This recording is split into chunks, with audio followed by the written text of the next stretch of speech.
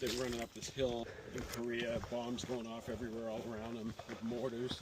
He was with like 5 of his buddies, and he looked back, and the radio guy, and he said the radios back then were super heavy and big. He was a little guy, and he was just moving really slow. So my dad turned around and ran back down to help him, and right when he left that spot, a mortar killed like his 5 or 6 buddies. Like if he hadn't made that decision, he wouldn't be here. Yeah, you just kind of wonder what they were talking about, because I'm sure they just had to make light of it and joke when they weren't like in combat, you know. I didn't think about how many, I think it said weeks or months without showers. I mean, just think about how awful that would be. Oh. That's a long drop. You think you'd die if you fell from here? For sure. But what's interesting is Pa had that place out in Beckett, and his next door neighbor, we went over there one day and we were just shooting the shit with him. We were in his house and I see a picture of the USS Indianapolis on the wall, like a really old picture. And I started asking him about it because they had read that book. He was one of the survivors. The people on the boat didn't even know what they were delivering. They brought these top secret crates on board. They were escorted by like CIA personnel, so no one knew. They knew something was up, but they didn't really know. They were carrying a nuclear bomb. No running, no cardio, nothing, just lifting.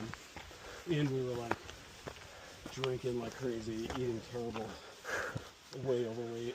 It was like a spring day. I remember we ran, because we went back and clocked it. We ran 18 miles just out of the blue, and then we had to call a taxi because we just died. But it was like, that was probably the farthest ever. But she was gung-ho to go fishing, so we get out there. I put some power bait on, I cast it out, I hand her the pole, and I'm fixing it my pole, and she's like, I got one. I'm thinking she hooked the bottom. Right. She reels in a pretty nice trout. Was she like freaking out about saving so it, or excited. like? No, then we threw it back in because it had swallowed it. Oh no, and the hook. She's like, we killed it.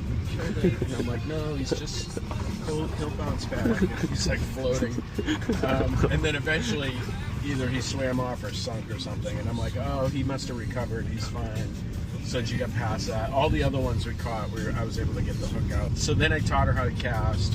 She's casting, and she hooks another one all by herself, reels it in. I take it off, obviously, but so now she's got 2 fish. I've caught none, and I'm casting. She's like, Paul, you might want to reel a little bit slower. I think you're reeling too fast. Like, if you really want to catch a fish, like, she's giving me advice. And then I ended up catching 3, and she didn't want to leave. After like 4.5 hours, I'm like, sis, you want to go get some food? She's like, one more cast. That was like a half hour. She's like, just 5 more minutes. I want to catch one. He was a cool guy. I loved my grandfather. I mean, he was almost like a second dad because I could walk across the street and just hang out.